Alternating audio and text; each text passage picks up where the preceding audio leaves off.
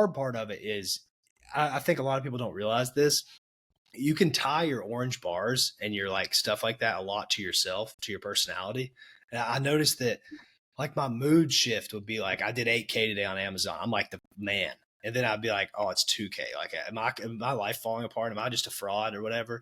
And like getting out of that, like watching it every day go down for a while, I was like, oh, I got to really not look at this. Cause like I've noticed I tied my self worth to these like orange bars, which is inevitably what all these kids are going to do too. Like all these kids that just post this stuff all the time. It's like, I get it. You're making money, but what you're going to do is tie all your self-worth to like this thing. And that's really, really bad. Like you don't need to be only known as that, like that you will collapse. Like something will collapse on you eventually. So yeah, I sure you open your app and it's like minus 300% from last year. You're like, oh, dude, I don't even know. I don't know what the percentage is, but it's bad. Let's check it actually. But what's up, guys? Welcome back to another episode of the Side Hustle Experiment podcast. Today we have our friend Checkmate Flips, aka Seth. He is a 7-figure eBay to Amazon seller, so it's a little bit different, kind of different OA. I've known Seth for 3-4 years now. We met a couple times in person. Super happy to have you on the pod. Thanks for being here. Yeah, man. Thanks for having me. Of course. I've been listening to your guys' episodes and it's been fun to like actually hop on. Sweet.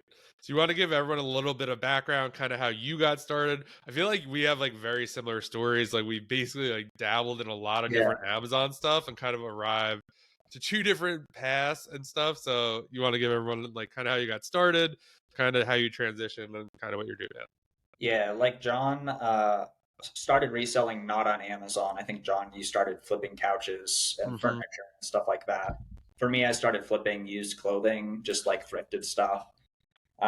Listed on Depop and eBay, was doing that part-time for like a year and a half, transitioned to more like shoes as well. With that model, eventually I was doing that. Decided to do Amazon FBA books as a side hustle to my side hustle, because at the time I was full-time eBay. And I found it was much easier to find inventory and quicker to list inventory with books. So I did that for a while. I thought I was going to make like 100K a year with books. Had this whole grand plan. I was going to list 5,000 books, active inventory at all times. They were going to be like $10 profit, a certain sell through, blah, blah, blah, blah, blah. And then this episode of the podcast is brought to you by the Advanced Arbitrage Tactics School community. If you are looking to take your online arbitrage business to the next level, get access to me. Ask me any questions you want. There's over 10 hours of recorded video from past calls, and just get access to a community of people who are trying to grow their Amazon business and do big things. We mainly focus on online arbitrage. If that is you, I would love to see you in the group. Check out the link below. It's only $15. Hope to see you in there. Restock limits happened, and that was I just didn't know how to deal with it because I had 3,000 inventory and they said you could have 1,500 slots. So it's just like, well, I can't, like, what am I supposed to do here? So basically from there, I transitioned to retail and online arbitrage. At first, it was just like, how can I get more slots by selling through items? That was the mindset. And then I'm like, oh, there's some money here. And then the way that I got into eBay to Amazon is I had an opportunity to help a business that was retiring and selling their office building that they'd been in for like 20 years. They just wanted all the stuff gone. So I could donate it, sell it, whatever. And they had all these office electronics that I just had the opportunity to sit here and look up on my phone and on the computer. And that kind of opened me to the world of electronics, office supplies. And when I sold some of those items and they sold quick, I was like, goodness, where can I get more of these? Because I need to get more of these. And eBay was the place for that. Yeah, you're like one of the biggest guys doing that, right? There's not a lot of influencers doing that specific style, right? I don't know personally a ton of people doing more numbers than me. Although, like, of course, like, I'm sure you guys see, like, on, like, storefronts when you're restocking stuff, like, you see, like, all the same people doing similar business models to you. And you're like, okay, they're definitely doing the same thing that I'm doing, and they are probably doing it at a bigger scale than I am. So there's definitely people out there doing it. Just as far as people on social media, it's that's kind of the elephant in the room a little bit. I'm sure we can talk about that a little bit. Like, how do you actually do that when it comes to IP claims? So we can talk about that, but it's kind of a weird thing to promote on social media because it's not as attractive of a business model for that reason. Yeah. So it's like, why would there be tons of people talking about it on social media? Yeah, I've never mentioned it ever, but I've dabbled in it a few times. A lot of it would come from like similar situations to that, where you would get something and list it, and it would sell really quick, and you're like, "Well, I can't buy this new, so like, how do I figure it out?" And I remember getting some of the Amiibo Nintendo stuff. I'll buy them for like $40 on eBay, dude, and they were selling for $190 on Amazon. Because a lot of those things, there's an Amazon listing, but it's just no ranking, no one sells it, or it's a brand to get ungated in that no one can get ungated in. So it definitely, I found it very interesting. I started on eBay. So like, I definitely get the model, and I think that it definitely slept on. I'm sure it's scary. So you want to talk about that a little bit, the IP claims? I feel like that's why people stay away. Yeah. So uh, just to make it like super clear, like why we're even talking about this, there's just a thought in the Amazon space. Like technically you're supposed to have an invoice. Technically, I think you're supposed to have a letter of authorization from every single brand that you're selling, which like if you've been selling at all, like, that's a bunch of BS a little bit. At least the letter of authorization from a brand. Or I mean, like you could obviously, just like most people don't have that. And like if you're thrifting, you're not going to have that. Like if you're thrifting used books, you're not going to have that. So in my opinion, this is a lot like doing yard sales and estate sales and like stuff like that, but just at a more like specific and bigger, like actually paying a lot more money for stuff. Um, so yeah, you don't have invoices for stuff, and you have to be very careful with what you're selling, so that you don't get claims. But yeah, so basically, like, what do you do if you get a claim? Like, most of the time, it's prevention. Like, you just really don't want to get claims. And then if you get claims, like there's some things that you can do, but like most of the time you have to let them like fall off the account in 6 months, which is just a bummer. Yeah. See, I guess, how do you negate it? Like, what's the prevention tactics? Like, I'm guessing more volume, right?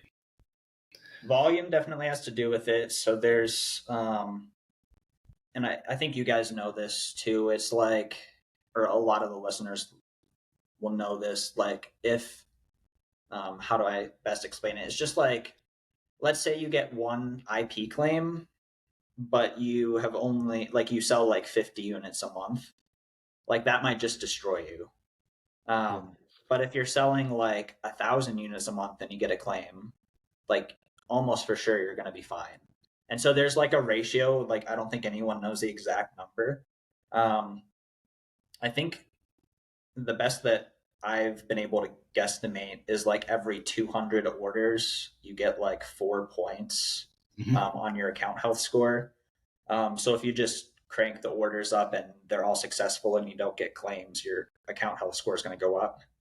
But then at the same time, that's not a guarantee that a claim isn't going to do something to your account, because sometimes you can just get a claim out of nowhere and that it's weighted more heavily, and your score drops more. So there's a lot of factors. And the hard thing with Amazon, like, it's not our sandbox. Like, we don't have a ton of control.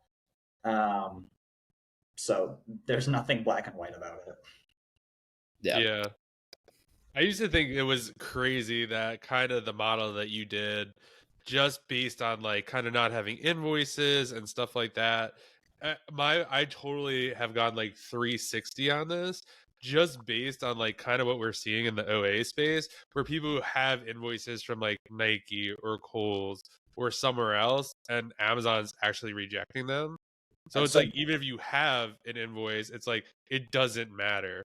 So with that being said, I think a lot of people might be like, "Oh, like why would you even take that risk?" So I already know, but like, can you go into why you would take that risk? Basically, like the margin is worth it for the most part, right? Yeah, I mean, that's the biggest answer for sure. Yeah, I don't know. Well, at first when I did eBay to Amazon, I was doing all used items. So like technically I felt like I was taking a much smaller risk because like used items, it's not going to be the same thing invoice wise, although they'll still ask you for an invoice if you get a claim for some reason. Um, but yeah, I mean, number one, like my skill set was around eBay to Amazon. So it's like I would have to basically learn a whole new like sub skill set from what I'm doing to do regular OA. Um, and then eBay to Amazon, like the margin is just you can make really good margin. Like you can be really picky and just send tons of offers if you're that picky, and just like source more and have a great margin. Um, there's a lot of different options with it. Do you use any software to do it? I know I'd signed up for some software. I don't even remember. It was like Smash something where they would like cross reference the stuff, but I didn't really like it. I like doing it manual more. You did. I've never heard of that one, but there's one called Flipmine, and that's a good one. Um, and then there's a new software called Replun Catcher where you can basically enter a bunch of ASINs in, and it kind of like monitors it for you. So that's a pretty good one. But like, kind of like you, like manuals, I think it's my favorite way. Yeah, yeah. Like Especially, you get those opportunities, like you're saying the amiibos, and you're like, okay, like do I really need a software, or do I need to just like look up all the different model numbers and all the different characters of this similar thing that's been working for me? yep, 100%. And then like with eBay, it's not always the right UPC, and it's not always even spelled right. Like people are literally just listing shit at their house a lot of times. So yeah, Yeah. it's more of like a manual search, I feel like. Yeah, and you'll search by UPC, and then like there'll be like three items listed, but then you search it by title, and they typed it in by title and they didn't enter the UPC in the listing, and so it doesn't show up, or they misspelled it, or there's just a lot of things with that. And how much volume do you do every month? Um, I probably do like 700 orders a month, but it's like between 70 and 100K a month. Dang. Dude, so how are you getting the volume of this stuff? This is like I was watching all these pods of you earlier. I'm like, how is he finding this much stuff? Does this not require like a ridiculous amount of work to find all that? Um, I think it's like anything else. Like I think you guys were talking about how like, oh man, Joji's model looks so easy. Like I'll just get on the book mine and just find gold immediately, and then you get on it and it's like, oh, this is kind of hard. But it's like Joji's been doing this for like 4 or 5 years. So I think like at the beginning, it's like I have found that people who transition from OA to eBay to Amazon, they have an easier time, but it's still like a learning curve. So like a lot of it is restocking stuff. A lot of it is like, okay, like we sold like this brand well, so like let's find more model numbers, or like let's find similar stuff, or like you see on the Amazon page, there's like it also recommends this, so let's look and see if there's opportunities for that. And eventually there's just all these different little things, and it just all adds up. So what are your typical margins then? Like are you talking about like overall margins on sales? Yeah. I usually do about anywhere between 15 and 25K a month profit. So I don't know what that margin is, but I think it's like it just depends on the month. Above 20% though, as well, Yeah. most of the time, right? Yeah. Yeah, for sure. Yeah. Yeah, that's sick.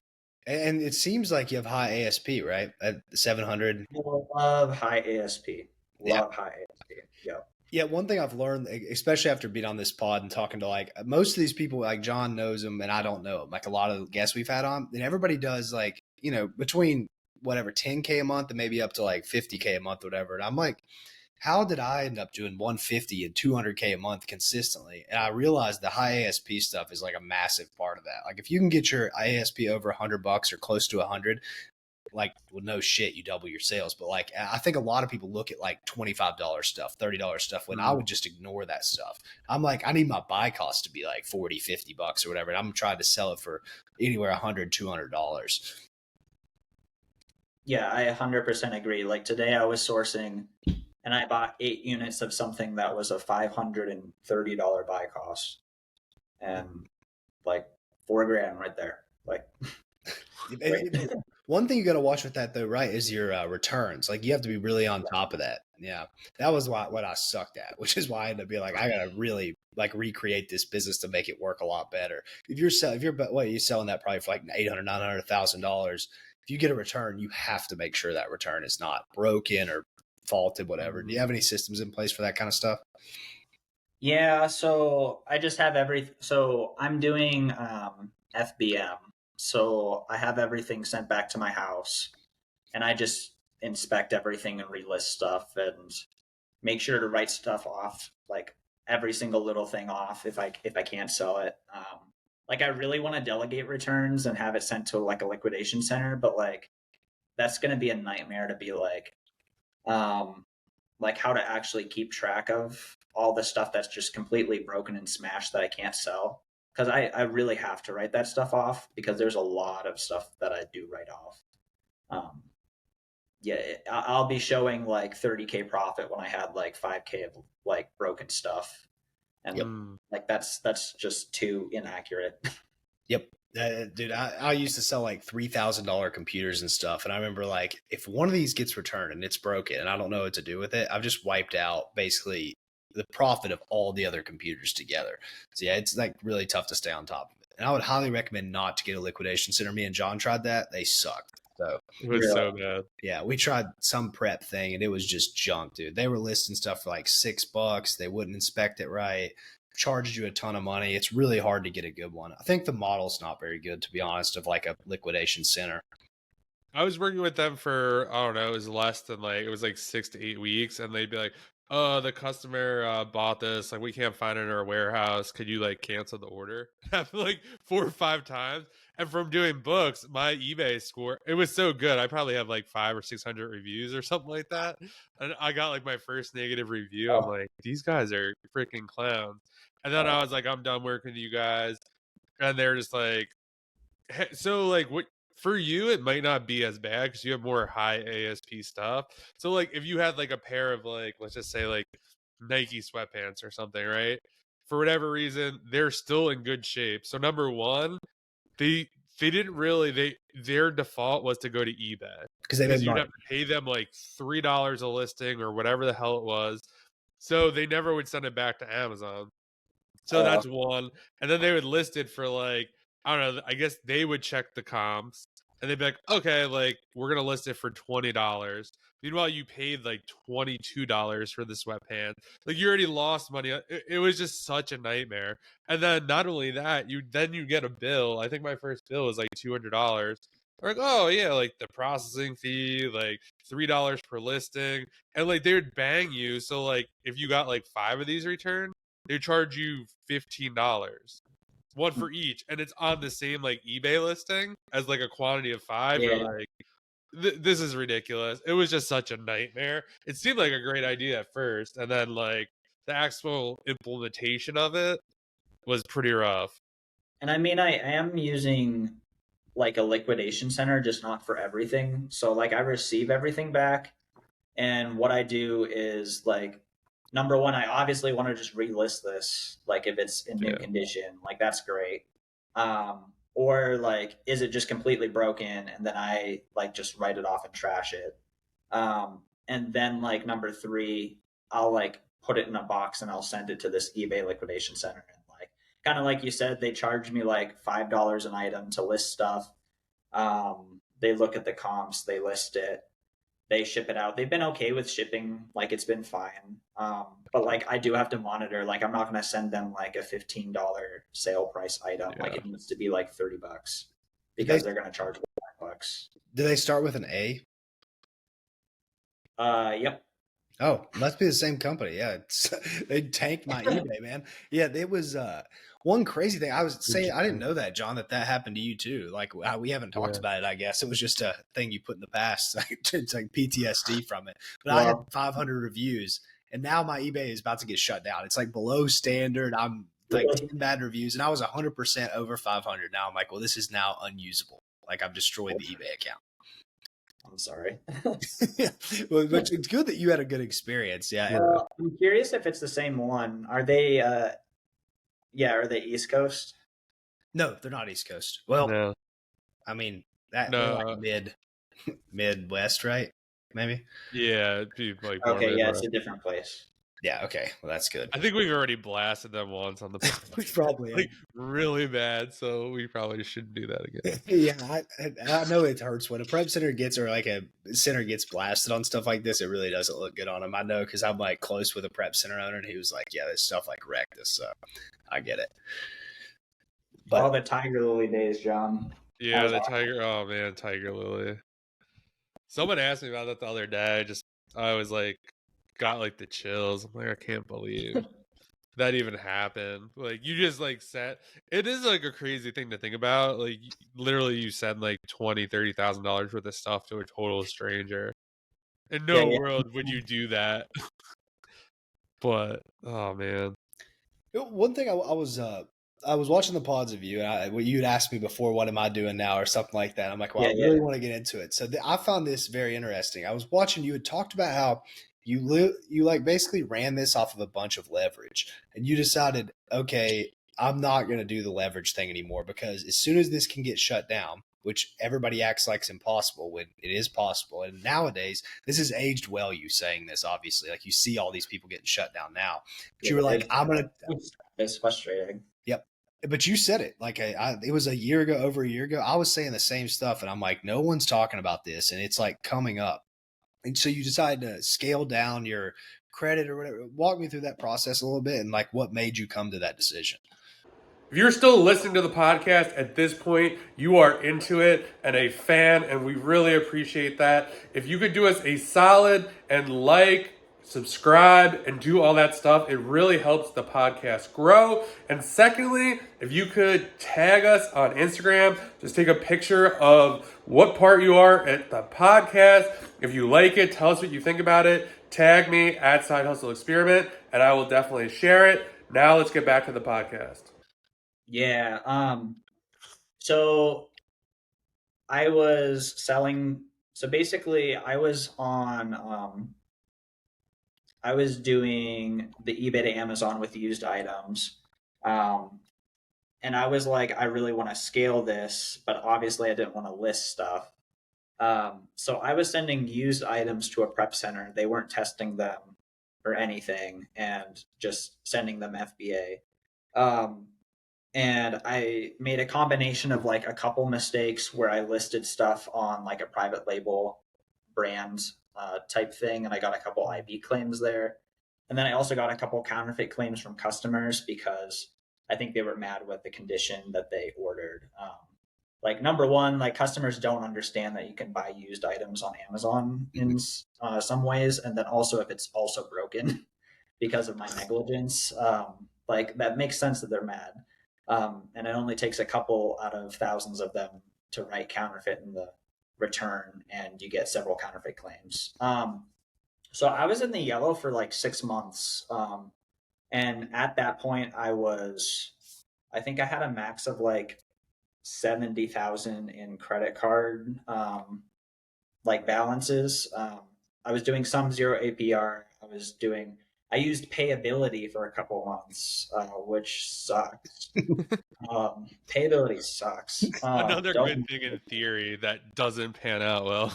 Yeah, they like the rate's actually higher than what they say. It's a garbage company, but anyways, yeah. So it's like when you're $70,000 like over your head, and you don't have like if I had to get suspended and I still had to pay that back, like that would have like I would have had to bankrupt at that point.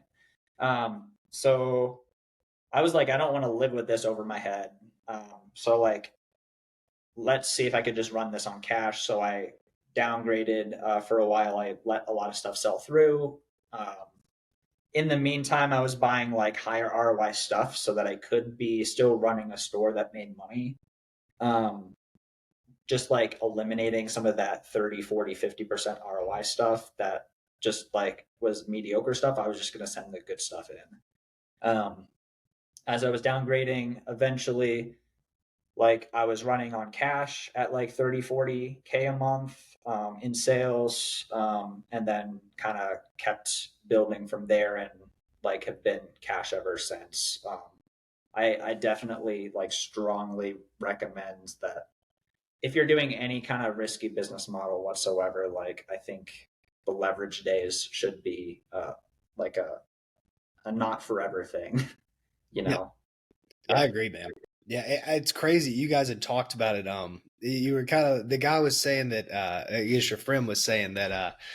Well, this is the thing that gets me the biggest return, so I'm going to keep dumping money into it. And then you're like, well, eventually you're going to realize like when do you stop dumping the money? And you can't just have your whole net worth rotating every month in this thing. That's like what I came to the conclusion of. I get like $120,000 credit card bill. I'm like, this is like damn near all the money I have right now every month. And then all the rest of Yeah. it is in inventory. So it's like, what am I doing here? Like all it takes is a little flip and I'm poor. Like I just went from being like this young guy that's making all this money to like poor out of nowhere. My thing was I just ended up quitting. I quit like at the end of last year, like beginning of this year. I didn't think to like scale down and stuff just because I wanted to do other stuff. But obviously Yeah. that's like a smarter route to go about. Like how do I downsize this and make sure it's like extremely, extremely healthy? So if I can scale it up, it doesn't become like a massive nuisance on my back.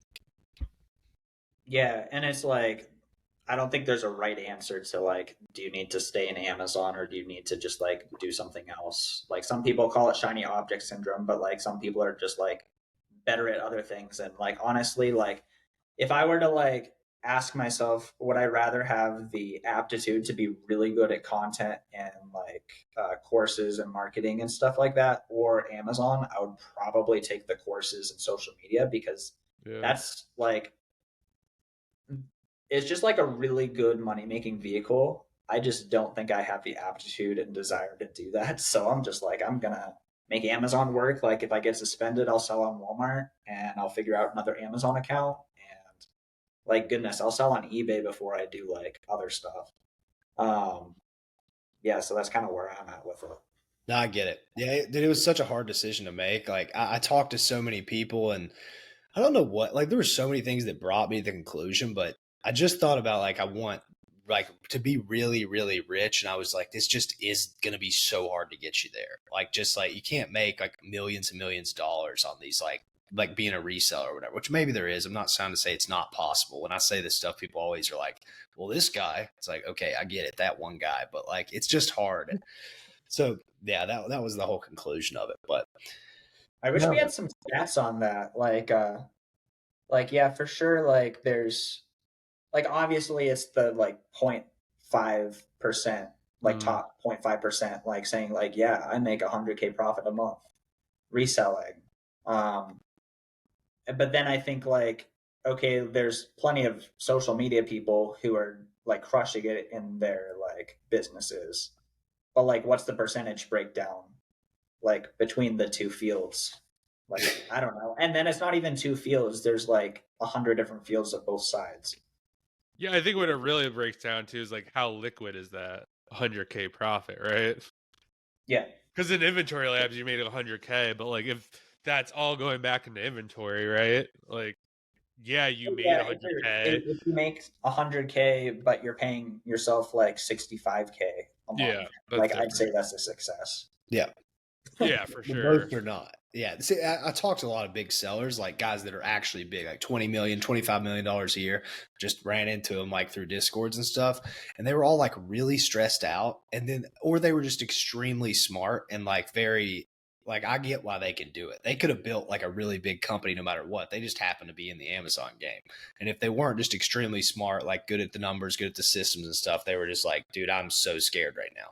I have like a $2 million on a credit card bill. That's like way different than having like 50, 100 scares me. I couldn't imagine like a $2 million, like across your credit cards and loans. It's like, dude, that's like really, really tough, especially when the business is not like you're not working towards some big exitable asset. So like, a lot of stuff you can sell and it's like you sold $1, but you really sold like $7 in like, value there.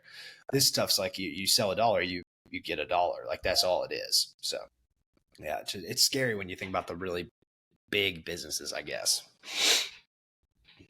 Yeah. Especially when you're doing that on low ROI as well. Like combining the two things is like, yeah, that's why you can't sleep at night. Like, makes sense. Yeah. Yeah. It's kind of like somebody compared it to like poker. You're kind of gambling. All business online is kind of like gambling a little bit. You're always looking for like a big moment, big breakthrough, but like, you gotta know when to take your chips off the table too. Like how much money are you comfortable with, whatever. Like we had that guy on the book guy, which you interviewed him too. What's his name? Mike. Yeah, Mike. The used book guy. Yeah, I loved his perspective. He's like, dude, I sell 10K a month. I make 6K a month. I don't care. I'm not growing. I was like, man, that's like the healthiest mental state you could ever be in. It's like, I'm cool with this. I work 20 hours. What do you work? I'm like, shit, way more than that. So yeah, it makes sense. The hard thing, like I wish I could be like that. And like I know like I'd get like okay, he works 20 hours a week, but he also like does social media. So like he's honestly the same as what I was about to say. Like I don't think I could just work 20 hours a week. Like before we did Amazon, like we probably all played video games and we probably all played video games more than 20 hours a week. Like there's something in us that likes to create and like gather and like do really well at something. And we don't want to just do that for 15 hours a week. Like it's boring. Yeah. I think when I think back to like the happiest, most fulfilled times of my life, I'm working a lot. Like I'm stressed out in the moment. I'm like, this sucks. I don't want to work. But then you look back and you're like, you are pretty like fulfilled. You go to sleep every night like, damn, I just got a lot done. That type of stuff. So be tough for me too. But I guess he's just that personality that's like, I'm going to commit this to this. I'm going to commit this to this. And he got a family too. So, you got to spread your time around there. Yeah. Yeah. Well, something a little bit random. I wonder where the name came from. Checkmate Flips. So I love chess. I play a ton of chess. So I was just like, I'm gonna call myself Checkmate Flips. That's literally all it is. What's the elo? It depends on what time control. Do you play chess? I play a lot, man. I used to play I've probably played 25,000 games on chess.com. Oh, really? Okay. Yeah. So do you play Bullet and Blitz then? Bullet only. Only play one. Bullet only. I'm a huge hyper bullet guy. Like I play mostly 30-second chess. Yeah, I've tried that. Gosh, a minute is what's that? The minute is my sweet spot. I've played hyper like when there's like tournaments and stuff. I'll enter sometimes. And today. What is it? I played a hyper bullet tournament yesterday. So what's your elo in those things? In bullet, I'm around 1,800. I'm 1,600. We should play sometime, man. I never know. 1,600 is so much better than like just about everyone. Like I'm sure you've looked at your percentile and it's like, yep, you're 97 percentile on chess.com.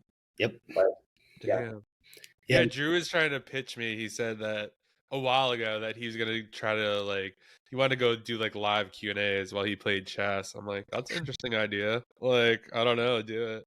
What's an elo? Live streams while I'm playing chess, and like the viewership is garbage. Like I don't think anyone cares, which is sad. People should care. They should care. What I thought about was like I'll talk about business because like in bullet you got to be pretty engaged, but I could play like a blitz game and my mind's going like I don't even care, just being used to the 1 minute. But I was like I could play this in the background and people could watch something as they like listened or whatever, and I could talk about Amazon. That was my original goal with it, or talk about business. Which in the future, that's a goal. I would like to do that because I can do it all day. I can sit there for 10 hours and play chess and just answer questions about business. And I'm sure it wouldn't be like you said, there's not a lot of viewers on there, but you kind of have to pull them off your platforms, I guess, and be like, hey, do you guys want to come watch this? Yeah. And I mean, it's a good way to like deeply connect with whoever's there. Yeah. True. which is a good thing. I put on social media a while ago. I was like, if anybody can beat me at chess, I'll give you a free mentorship. And it was like not cheap, like my mentorship. So I was like, I just want to play some chess with somebody. And everybody's like, man, I can't play 1 minute. I'm like, bro, I can't help you then, dude. There's nothing I can do there. Yeah, I'll have to do stuff after. We should definitely play. Like I love Bullet. It's so much fun. It was like, to get nerdy with you, Drew, for a second about this. Like I was playing a Hyper Bullet tournament last night, and there was just a bunch of like 900, 1,000, 1,100, 1,200s, and I was like practicing like pre-move tricks and like little tactics and being like, okay, like I usually do this at a fast speed, but like I can tell they don't even see the thing yet. So like I'm gonna let it sit for another move, and then they go for it, and then it works. So this is like it just so much fun. I love it. This is where the viewer retention rate is going to dump, but I don't care. I love talking about this stuff. We can move on. No, one more thing. Do you are you more of like an opening person, or are you like did the tactics? Because I think what I've noticed is like your tactics when it's at that low of speed are like really, really important. Yeah. I probably am more of a tactics person. What about you? Yeah, same. I do the same two openings all the time. I do I don't even remember what they're called because I've been doing them for so long. The Knights something. I don't even remember anymore. But what do you play like a certain amount or certain ones? I usually play the London system. I'm one of those people. Yeah, and then London.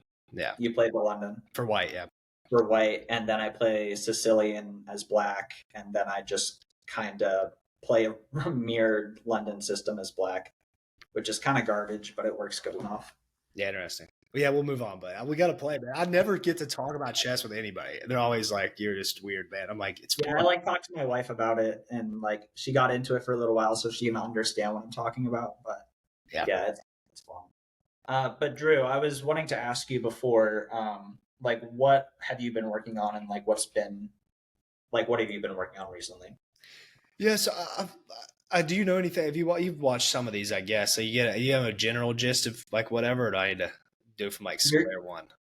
You might need to be like square 2 or 3. Like I know you're doing like some kind of like info products, social media marketing something, but I don't know what you're working on.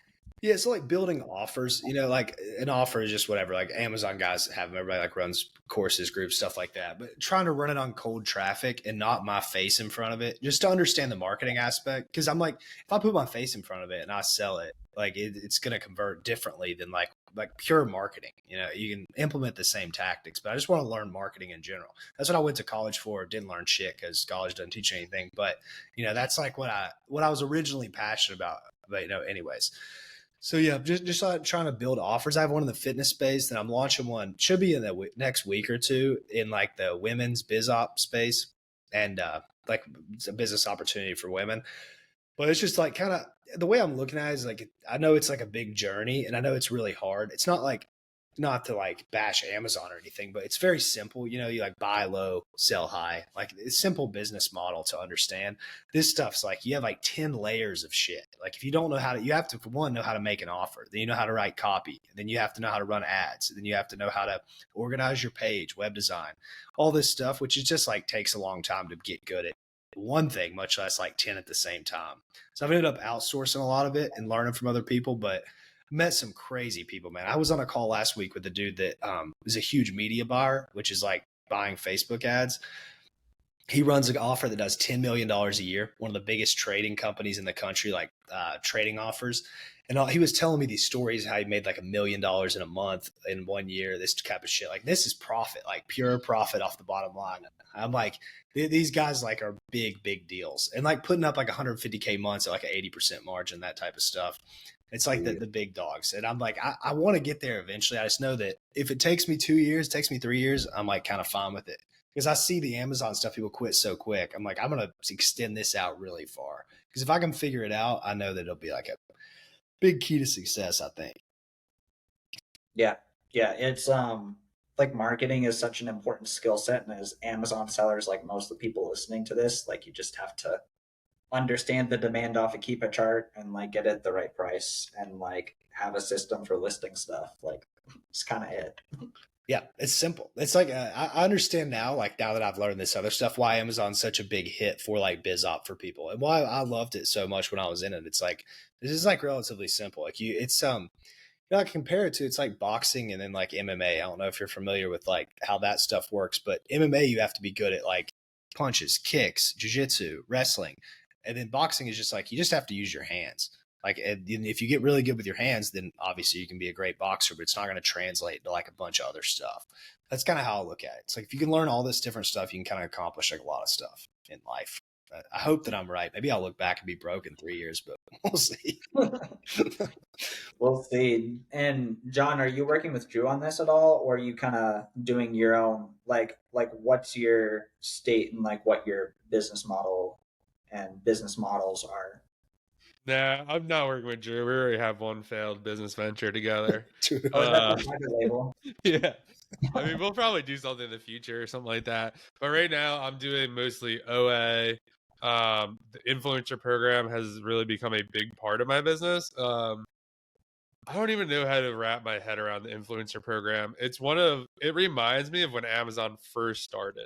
It's like the Wild West. It seems way too good to be true.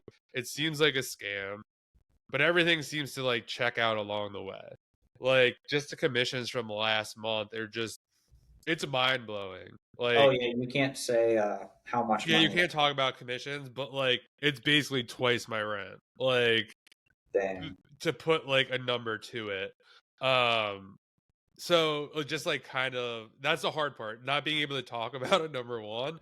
So it's like you see an opportunity like that, like you kind of want to go all in. I'm not all in on it, but it's just wild. There's now like 15, 20 things show up at my front doorstep every day to like kind of review on the platform. A lot of the stuff is like stuff I could use or stuff I could like resell. So I really, really like it. I enjoy making content. It's insane like that a majority of my day is like dedicated to just making these videos and then people watch it. Now I have like a YouTube channel connected to that, like a separate YouTube channel that's kind of like faceless in a way. And it's really interesting to see how that's growing compared to my own YouTube channel. Hmm. Just because like someone will watch a review of a television, right? There's so much more people who will be like, what is the best television than what is like the best Amazon business model kind of thing. Oh, so are you taking all your videos and posting them on YouTube? Yeah, I'm in the process. I'm Okay. very mad that I did not do that from the start because I have like maybe 100 videos on that channel and over like 1,200 videos. So going back through is very painful to post them, but I'm starting to see like a lot of success, and it definitely helps get like these brand deals. So like people are actually sending me items I want and actually paying me to make the video now, which is pretty crazy. And then OA, I'm just kind of, putting time into it, but just not as much time. And just to like stay relevant, I like doing OA, but my time is split. And then I run a school community, advanced arbitrage tactics, where I'm teaching online arbitrage and kind of giving away a lot more than I would normally, since I'm really kind of focusing on influencer right now. Yeah, that's a valuable thing of like, like I have a lot of Amazon knowledge. I've been doing Amazon for ages at this point. Like I'm talking from your perspective, like you have a ton of experience with it, but like it's not you're not so like held on to it that you can't share like a lot of stuff and like make it a Yeah. really valuable group for people. Yeah, and I think it's what you were kind of talking about before, and that's kind of how I see it. Like, I feel like a lot of people are like, oh, like, and I thought this way too, like, influencer program, how could not everyone want to do this? And I talked to a couple of other bigger sellers, and one in particular I talked to kind of regularly, and I was telling him what I was doing, and he's like, that sounds horrible. Yeah. Like, I'd rather just do like my OA thing. Like, I have my systems down. Like, I don't want to be making videos. So I think like, to be honest, I've looked at a lot of other Amazon, not Amazon, but other business models at the beginning of the year to try to diversify a little bit. And I keep like, and it might just be a bias since I know how to do Amazon really well, but I kept coming back to Amazon. It's like you need a whole different skill set for this. You can't make as much money doing this. Like it just always came back to like kind of OA. So yeah, this is just a different breed of Amazon. and it kind of seems too good to be true, but everything is checking out. So just gonna keep going with that, keep OA going as well, and then balancing all three is hard, and then like content on top of that, but it's working for now. Do you do content and stuff like a lot? Do you do like info at all? I mean, I have a YouTube channel and I used to post a ton. Now I kind of post one video a week. I'm not selling much of anything. I do consulting every once in a while. It's like 5% of my attention. It's just very small. And then I guess these other 95%, just your model you're doing like eBay to Amazon stuff. Yeah. Interesting. What made you? Because I know. I mean, I don't think he's gonna care. I know you did something with Steve Rakin, like way back in the day, right? Like a year or two ago. Yeah, I think it was like 2 years ago. Are you saying like what made me like not do as much content? Yeah, or like I mean, because I'm guessing, like I feel like when I talked to you when you launched that, you're like, oh yeah, it went really well. We got a good bunch of people. So like, what kind of made you not want to like stick with that? Um, well, I think, well, specifically, I guess I don't know how to answer it, but I think even just doing that, it was like a lot of different, like, okay, you have to follow up on this, you have to follow up on this, you have to be here at a certain time, like you have to do meetings twice a week, like you have to post something to promote this, like you have to post something to promote this again, like you have to follow up on more stuff. It's just like all this stuff. And then also just like posting on my own, like I don't think I enjoy it that much. I realized that like it's one of those things that like I think I had like an okay skill in it, but like to actually do it well, like I'm not doing it super well, to where I'm gonna go like viral enough and like grow enough. Um, and then it's also hard to kind of like I was talking about earlier at the beginning of this podcast. It's hard. I mean, it's definitely possible to monetize talking about eBay to Amazon, but like part of me is like it's a like I kind of don't think beginners should do eBay to Amazon. Like it's that touchy of a thing, um, because like you kind of need to be close to perfect when it comes to like buying the right products that aren't going to give you claims, especially at the beginning. So it's a weird thing to monetize information off that, combined with the fact that like the business model is doing well for me. So like as an experienced Amazon seller, is like most of the time it's better to sell the shovels. But I think in this situation it makes more sense to just do the thing, because it's like, how do I monetize this and like have a beginner go and do this? And like I don't want beginners Amazon accounts to get suspended. Um, at the same time, it's also going to be their fault if they do it, but at the same time, it's partially my fault. So it's like it's kind of a hard one. There's kind of too many factors to make it super worth it to do social media a ton, I think. I was Yeah. actually talking to someone the other day who has sold like a lot of courses and like has mentored and stuff like that. And they were saying that they're like kind of veering off of that path. I'm not going to mention them, but basically like, because a lot of people have got suspended, um, not by their own fault, but like, you know, like you take something, like I'm sure like, I don't know anything about it, but I won't call out anything, but like maybe like, I know you're not selling an iPhone, so like the iPhone or whatever, maybe you're like, oh, Seth said iPhone is safe. Like I'm gonna go buy an Android, I'm gonna go buy a Motorola, I'm gonna buy this. They're like, whoa, like I didn't say that. And like maybe those brands, you know, cause problems. So it's like really hard to kind of, you know, give help, but like I like feel this the same way too. Like there was someone in my group.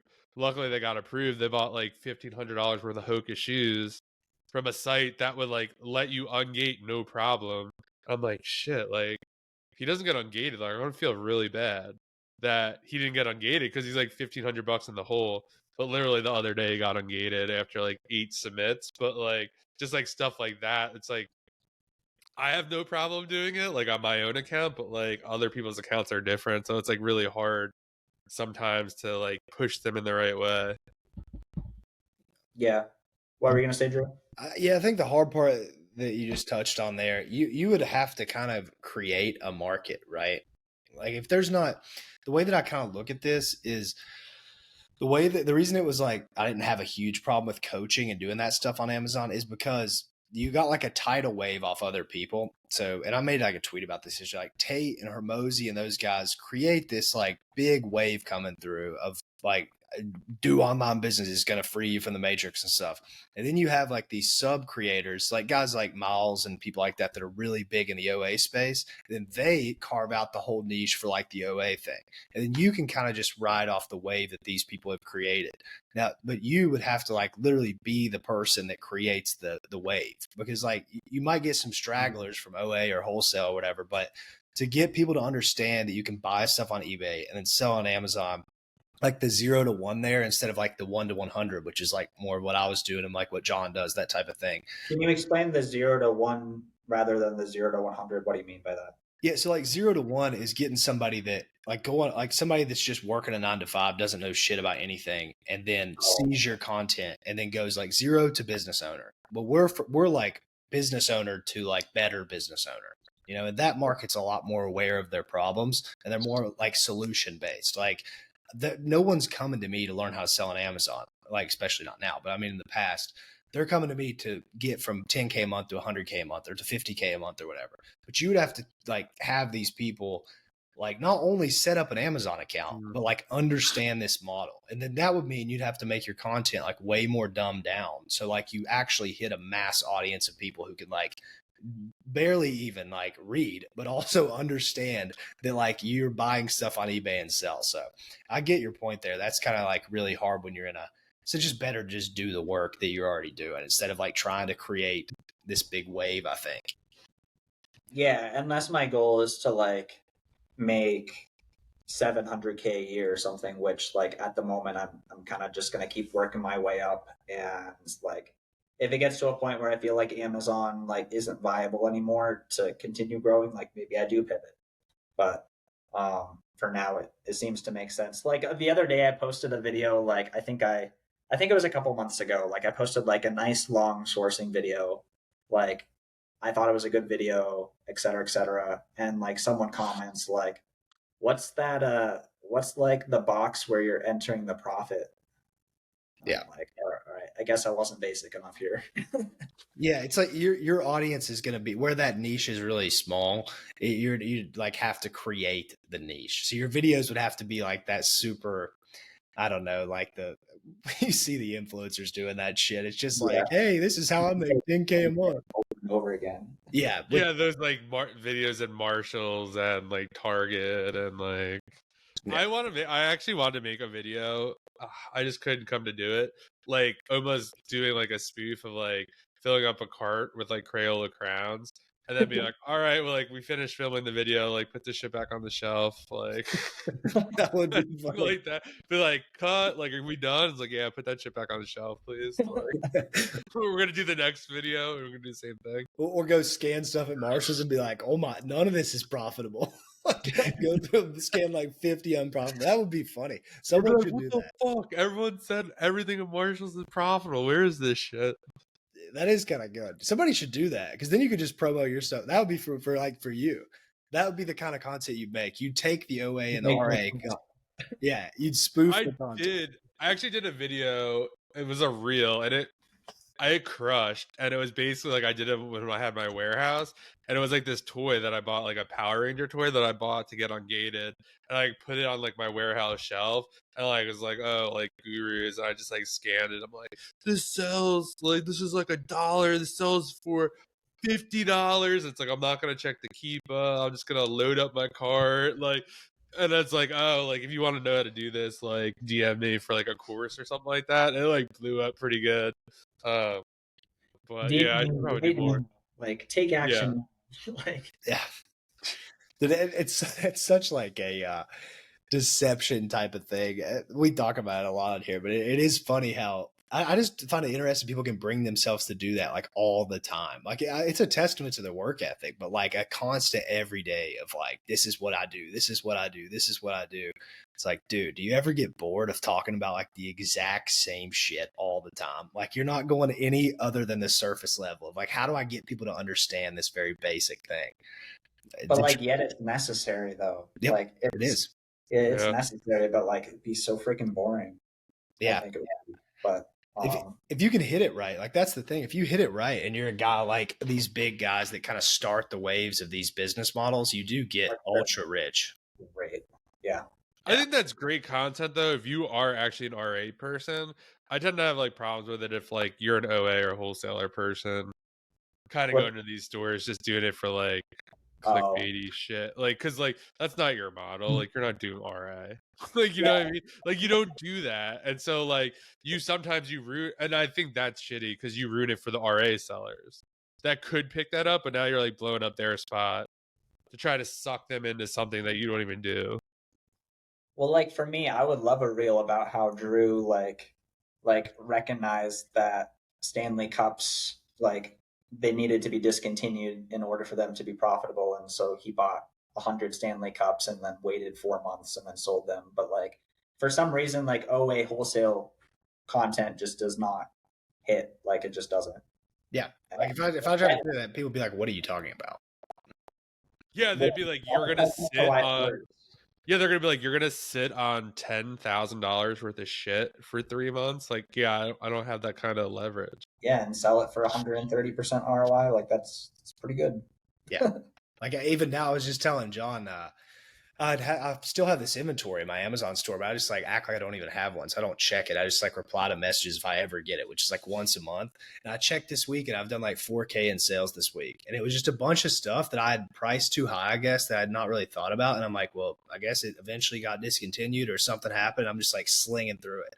Like I bet $500 today. Dude, I haven't touched my Amazon store since November of 2023. And I just did 4K this week. Like, what's going on here? So it's pretty neat, I guess, that stuff. I always look for that stuff. So no wonder it's happening. Passive income. It's passive income for Exactly. sure. That's why I had to make the reels on. Yeah, it's weird to transition out of that. Like you're talking about what am I doing now and stuff. I don't really talk about it a lot to people because it's like I feel like people are kind of listening to me for the Amazon stuff, kind of switched up on them. So I don't talk about it too much. And it's hard to like make a gap there. Like all I can talk about is like content creators and courses. Like that's the only link there. But if I don't talk about Amazon, like none of that shit relates to what I'm doing. So it's like really difficult. Yeah. Yeah, and it's how has it been for you? I've always been curious, like actually selling through that much inventory and like having it all hit your bank account. Like that's probably a great feeling. And like paying off all the cards and all that. Like what's that been like for you? Well, that's the most positive part of it is like you realize you're like actually way richer than you thought. Like I had an estimate in my mind of like how much liquid money I would have when all this was like said and done. And then I'm like, I still got to account for, I got to pay my tax bill. I'm going to obviously buy education, like mentorship, stuff like that. And I just noticed that I spent like 20K on a mentorship. I had to pay like a lot more than that in taxes. And my net worth has like stayed the same because I've been selling out of this inventory and it's just been landing in my account.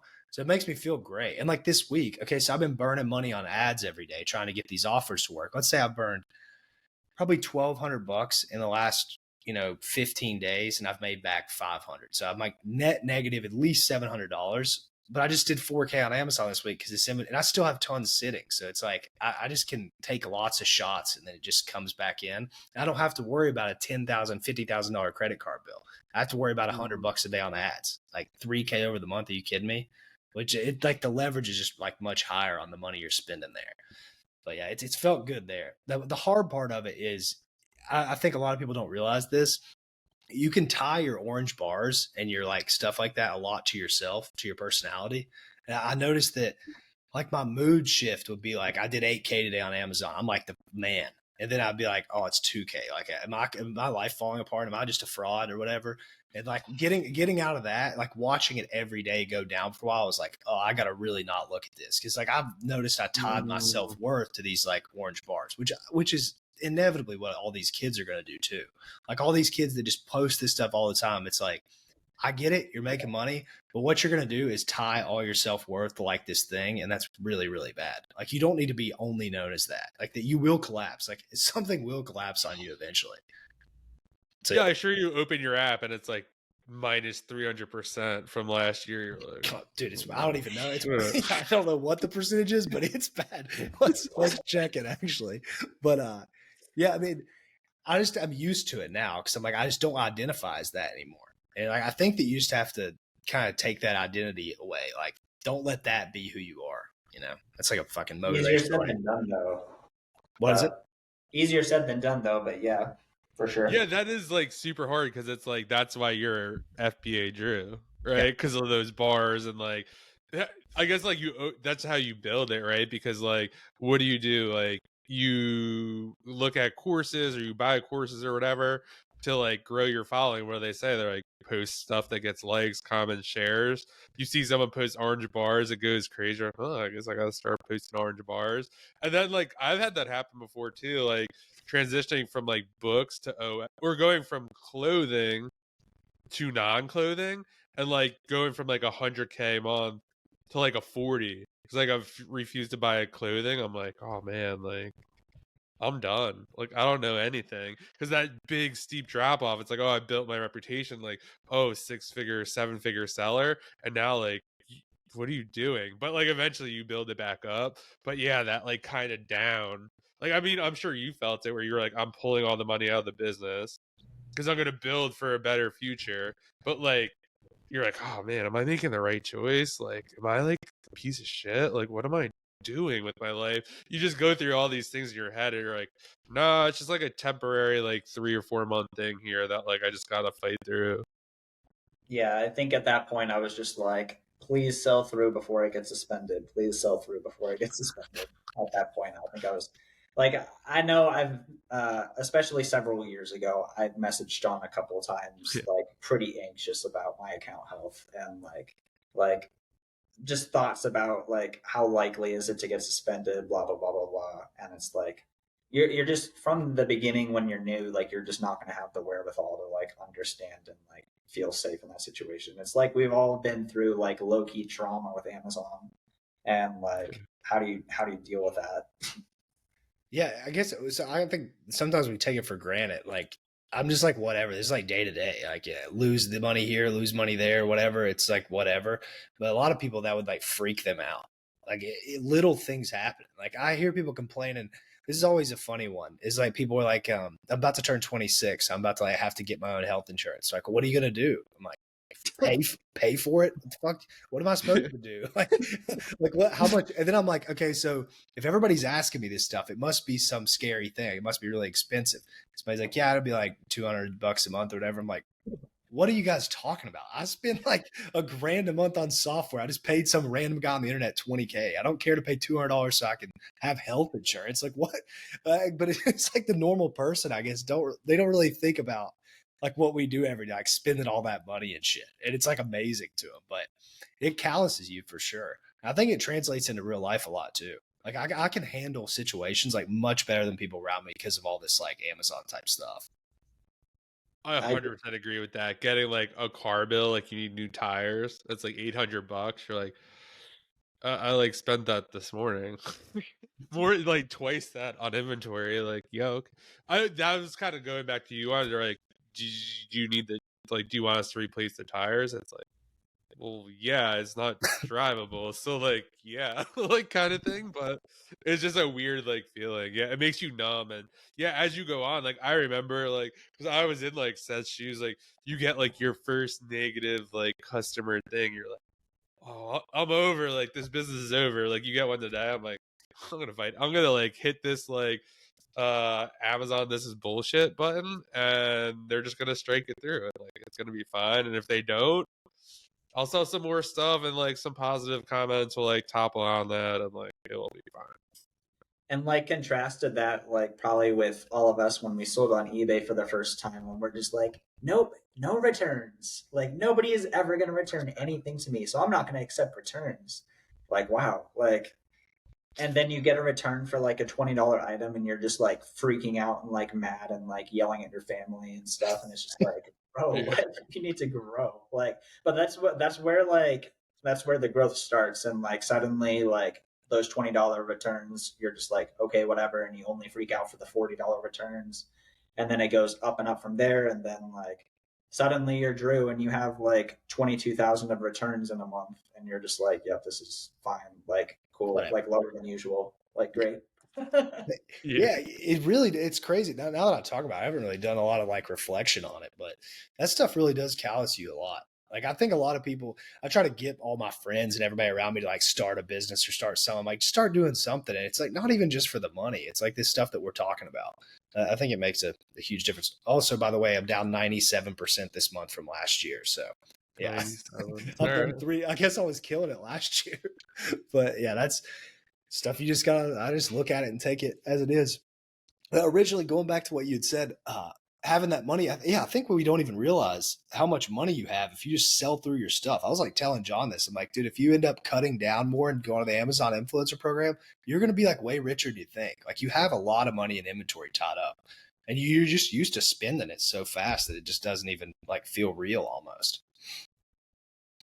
Drew and John, do you guys or and Drew for when you were selling on Amazon, but John, like, do you guys ever like sit down and look at like, okay, I have this much in inventory, I have this much on the way to the prep center, I have this much that I need to liquidate on eBay, I have this much in FBM, this much in my payout, et cetera, et cetera, et cetera, like adding up the net worth everywhere. Like, Drew, were you doing that? And then you also realized that there was more money, or like that just wasn't a part of like what you reflected on with your business? I have a massive storage unit of just like I thought was trash, and I didn't realize how much like was there. Like that was mainly what it was. And then like I was telling John, I just like get money for random stuff. Like this guy paid me a bunch of money the other day because I had mentored him last year and I just like taught him a lot of stuff, and he just decided to send me money. So like money will come in from, and I have like affiliate with Arbitrage ops still paying me like a few $100 a month. Stuff like that helps too.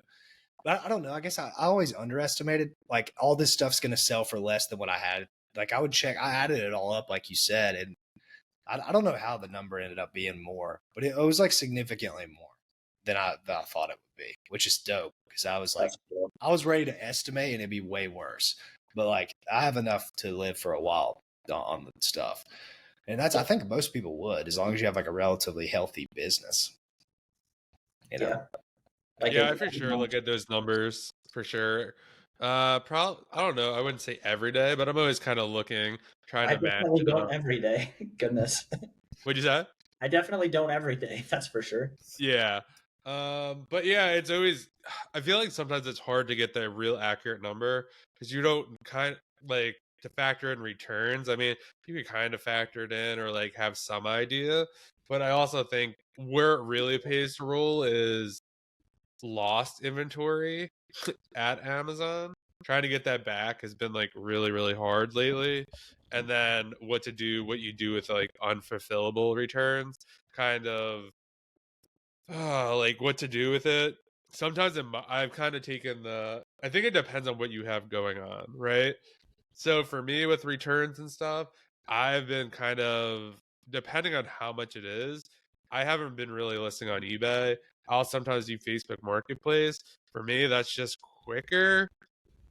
I just have a hard time wrapping my head around like paying $20 for this bottle, getting it returned, it's kind of beat up, and then listing it on $7 on eBay, like taking 15 or 20 minutes to get $5 back for this bottle, right? And then it's like maybe 30-ish minutes by the time you ship it, and then if they complain about the dent, it just doesn't make sense to me. So I've been kind of looking at a lot of that, just kind of do Facebook Marketplace, where hey, like, you know what, maybe this isn't even worth it. I'm just gonna put it in a box and like actually have someone I used to work with when I sold books in the warehouse. He used to buy all my like bad DVDs, CDs, and stuff, and he runs a big flea market. So I'll give it to him for $1 a unit and like just kind of write it off and move on. Yeah. That's like I should build a relationship with a flea market person and just sell stuff for like $2 here, $1 here. Because I've just been donating a ton of stuff, like a ton of stuff that's broken. I don't feel like I can sell on eBay. I just donate it. I think that's one of the biggest fallacies, and I'm not trying to say like, yeah, you have to like recoup as much money as possible and stuff like that. But I feel like you also, for me, I've learned this the hard way, is like mental space. Like it's just like, oh, I gotta list this on eBay. Like, you're gonna get questions about it. Like, it's gonna get lost. You have to print shipping labels. I don't go to the post office every day. Like, when I used to have the warehouse and the postal lady came every day, yeah, fine, that's easy. But I have to go to the post office, like, for one package, right? Today. And it just adds up. And it's like, you know what? I can just put this stuff in a box. I'm gonna just write it off, and he'll take it, and I'll get $1 for each of these units, and that just frees up so much like space for me. Because I don't know if you sell a lot on eBay, but when I was doing books, it's like you don't post stuff every day, like you don't get any sales, so you have to like schedule out the listings. It's just such a pain in the ass. So that's kind of what I've come to the conclusion. A lot of stuff I sell now, I hardly get any returns either. So, I mean, that's kind of a much. If I was selling shoes and apparel, that is not a feasible route to just sell like a pair of Nike shoes to like a flea market guy for $1. But kind of for like the stuff I'm selling, it does make sense to me. So yeah, that's a hard, but it's always hard to know exactly where you're at. Even I have like a bookkeeper and an accountant, and like, yeah, sometimes trying to match that stuff up is quite challenging. Yeah, do you check yours a lot? Well, you were asking, like, do you check trying to figure out your net worth? I guess that's like the best way to put it, right? It's like a quote unquote net worth because it's like in some ways it is like monopoly money until it's actually in your bank account, but in some ways like it's a good indicator of like where your net worth is heading. As long as things continue to go well. So I do like once a month because it takes a while to like try and figure out like, okay, this is how much is inbound to the prep center. This is how much I have in returns. This is how much I have to sell on eBay. This is how much blah, blah, blah, blah, blah. With Amazon, it's kind of just all over the place. So, yeah. Yeah, I wish That's also more people would talk about that. Like to look at your like net worth. I had heard you talking about that on the pod with the Mike guy. You were saying like resellers are just broke for whatever reason. I don't understand why they are. That has always been amazing to me. How it's like you sell 80K a month and you don't have any money. Like what's going on with you? I always thought that was crazy because I never used debt to begin. I was scared of debt. I didn't even have a credit card when I started. My parents kind of put in me like, don't get in debt. I didn't realize business debt's different than personal debt, but now I'm happy. I don't even care. Like you don't have to have it to be successful. So I never really got in that situation. All I cared about is the number on my bank account going up. Like that's all that matters. But I guess people just don't look at it like that. I don't know. What's your take on that? Yeah, I don't know why people don't add it up. I'm probably too neurotic about it. But it's like at the end of the day, like if I do like the same type of net worth add up and like my inventory lab says I made 22K profit, but my net worth went up like 16K. Like, okay, there's discrepancy there, but like I did something right.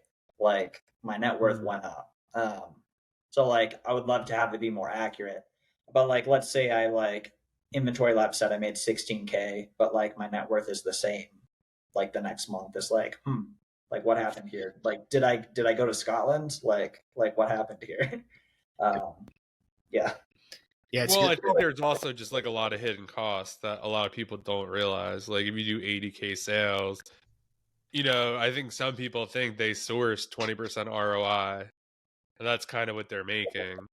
And then if you have because like if you have like a 0% APR card that you're not paying off, right? Like that's real easy to get confused, like whether you're making money or not. Because like you see like hopefully like a big number in your bank account, and then it's like this card, but like if you're not paying it off and you incur like losses along the way, that's kind of a bad path. Yeah, and then like Go along down. with that net worth add up, if you have credit, like you need to be like minusing off your credit, like as like kind of factoring that in, obviously. Like I don't know why I need to say that, but like if you have a ton of money in your bank account, but you have like 43K on your Capital One Spark that you're not going to be able to pay off next month, like that's a problem. You're broke. Like literally, yeah, you're a broke person. Yeah, I found that like crazy, man. When I got on social media, because I was just doing stuff on my own or whatever. I'd hear so many guys say like what you were saying. Yeah, I've got like this much money or this much in sales, and I'm like, what about your credit cards? Like, well, yeah, it's like 30K. I haven't paid it off yet. I'm like, the hell are you even telling me then? Like, dude, pay that off now. Dude, I have 14K in the bank. Yeah, I'm like, what? You're in really bad. Are you not scared? Yeah. I wish more people would talk about that. I've thought, if I ever come back and talk about Amazon, like let's just say all this stuff fails or whatever, and I'm like back to the Amazon grind, I would document myself, start with like 10K cash and show exactly like how to build out all this stuff. Because if you're not spot on with your numbers, and like you're in a bit of a different situation than I feel like most OA people are, like you have a lot more track of your inventory because you're buying probably lots of singles or like, you know what you're buying a lot more than buying like 80 of something.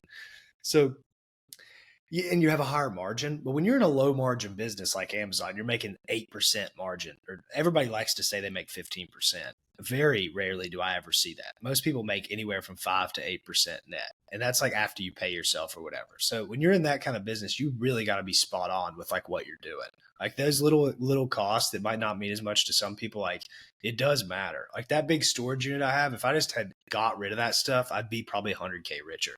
Now I just have to sell through it. I ended up giving it to one of my friends. I was like, here's just all my shit, man. It's your money now. Just figure out how to get the money. I'm like, I just gave you a bank account. Just get the money out of it. He's done like 10K on eBay in the last 90 days. I'm like, congrats. Yeah. I like for me to do that, that would have driven me up the wall. Like it would have driven me nuts. Yeah, that would be fascinating to just like, I wish Amazon was more of a platform where you could just like start another account and like start from scratch. Like I would love to do those eBay like I just got bankrupt and I'm starting from zero, like Amazon challenge, but like you can't really have another account like that, and like how do you deal with all that? And also that would take a lot of time. Like it would be a fun challenge to just do for myself, honestly. But I feel like I've always thought about that, but then like the big obstacle is like no software. You need to get all new sets of software. Like the whole like it makes it so much riskier to set like your main account, right? Like would get taken down or whatever. But I feel like that would be super interesting and like to see, yeah, someone go like the challenge. I do wonder if like you started. Oh man, it's so interesting to think like if you did start again with 10K, like how much quicker could you build it based on like your knowledge, or like would it just be who knows? Maybe it would be harder, or I would just depends. I would do it differently, like completely. If I could go back, I would have done everything differently. Like that, I wouldn't have worried about how quick I could build it. I would think about it way more of actually like the book the Mike got. Like I would just try to grow it more. But like I would make sure that my returns are dealt with for sure. I would make sure I had VAs that like source for me that were really good at sourcing specific things. Like I would try to build a team and build like a business rather than just like doing all the work myself and making sure there wasn't a lot of stuff leaked out, that type of thing. If I could go back, I would definitely have done that. But like hindsight's 2020, you're never gonna figure that shit out until afterwards. And maybe I will one day. Like, I think it'd be fun. I could probably start a YouTube channel. I'd probably gain traction if I just showed everything to them. Like you guys can hop on my listings, try to tank them. I'm gonna make it like a 2-week 2-week thing. Like I'll post the video 2 weeks after I actually do the thing, or 3-week thing or whatever. Yeah, I think it'd be cool to do it. I feel like yeah, that could be that'd be crazy. Yeah, and then you'd have people that would hop on and storefront stocking and stuff, but it's like whatever. Like at that point, your YouTube's gonna grow so much, you're probably making more money off that anyways. Yeah, see the drop shippers, that's like what I compare it to. The drop shipping guys, they're like, I'm starting a store from scratch. I'm gonna try to get it to this. I always love those videos because like you're really watching this guy from zero, and they can just make new ones constantly, unlike the Amazon. Well, what you could do is you could build info around it. You'd be like, oh, watch me source this stuff live. Yeah. And then your YouTube is like 2 weeks behind. It's like, hey, if you want to get these stuff exactly when I source it, like join the live thing and just be like, that would be so interesting because like how many people do you think you get to watch that? Dude, but then the whole like crash of the products. And at that point, you're Richie Hustles, but you're just doing online arbitrage. Yeah, pretty much. Which would be sick, I think. Wait, what is it? What was the first thing you said? Well, I'm just saying at that point, like if you were just like letting everyone like see what you're doing and like see everything that you're selling and like you just don't care, like you're Richie Hustles, and, like you're in Walmart and you're in Target, just like everyone sees that you're selling 7 dinosaur Nerf guns, like. Yeah, and honestly, it was like fine for him. Like he never got suspended or anything. I guess probably a lot of people tanked his listings, but he doesn't care. Yeah, it's like you probably just make a bunch of money off the info off that anyways. It's like people are going to pay you to know what you're not saying out loud in these like situations and what you're really looking for there, and like just the one-on-one help, that type of thing. But Yeah. man, it's kind of intriguing. Maybe that will be some of the future. That what I found interesting, like doing all this new stuff I'm doing, where like, okay, I just built a new offer or whatever. I started it last week. It's going to be launched into this week, and I paid $97 for Go High Level, which is $97 a month. I paid a graphic designer $35, and he did a shitty job, so I just had to do it myself anyway. So that's the other cost. And then I don't even know if there's another. I don't know if there's one more expense. I might buy $100 microphone so somebody can record the VSL with better audio. Maybe I already have a good camera here, so let them use that. So yeah, there's like the expense is so low, and then to test the offer, I'm doing $50 to $100 a day. It's like, dude, what am I gonna do if this all goes bad for 2 months? I'll lose like $6,000 max, and like there's no way I don't get any sales. That type of thing. It's like pretty easy to kind of, you know, I think it's pretty easy to get into that stuff when you look at the expense side of it, where it's like Amazon, not like that at all. Sometimes I fantasize about having like completely shrinking down my inventory, having like almost nothing, and purposely just sourcing stuff that's going to sell within a week, and just like selling everything, like, and then selling through and seeing where I'm at, and then doing it again, and then selling through everything, and then sometimes I'm just like, I just want to do that. But then other times, like when I'm sourcing, I find really good deals that are going to take 3-4 months to sell through. And it's like, okay, like my potential profit per hour was like $2,000. Like I should probably do that. So, yeah. That's a really good point, because a lot of people always ask me, they're like, well, where's the money? Like, I don't understand. Like, it says I made this. I said, it's like, well, Amazon isn't. It would be so easy if you put $100 in, and then like you got your $100. Hopefully, you got $120 back, and then you bought again. Like, it doesn't work that way. You got to keep spending Yeah, hundreds like you're of just gonna dollars hit to like a get it little like going. up down. Exactly. It doesn't work that way. But like if it did, like, yeah, it'd be so easy to know exactly where you stood at any given time. Do you ever see yourself doing that? What's that? Do you ever see yourself doing that? Like downsizing a lot? I mean, you already did it once. I was going to ask you that earlier. We got off topic a little bit. I was talking about all that mental struggle stuff. Like how was that on you? Like mentally seeing yourself like go from whatever a month down like really low. Did you like struggle with it? Yeah. Yeah, I think at the peak I did like 100K a month, and then went down to like 30. I think I did like 30K in December, like down from that. And it was like sad because it was Q4, but I'm like, dude, I need to like secure my financial situation. Like I'm not gonna get on this hype about Q4. Yeah, I don't know. It was hard. I think at that point I was doing um like I think I had some of the like coaching like money coming in as well. Like I think I was doing that program with Steve like as I was like securing things. So like I had other income coming in while my money was coming down. Um and so I was like, okay, like I think I'm transitioning to do new items. Like I'm very good at these used items. I have all these mistakes that I've made, and I can teach these people how to not make these mistakes. So I think for a couple months I focused on content, and then I was like, okay, like I want to get back on the eBay to Amazon grinds and like continue reinvesting to build up from there. Um, yeah, but it was hard. Yeah. I feel like it definitely like for everybody. That's always like what I hear too. But I mean, I don't know. It's just the way of the road, I suppose. What else do Yeah, you got, John? We've been on here for like an hour and 20 minutes. It's like one of the longest Jeez. pods. Go for a record. We can keep going if you want to keep going. We'll try to get a new podcast we length can do a record. record. I'm all for it. I don't have anything Let's to go do for here. a record. Let's keep it going.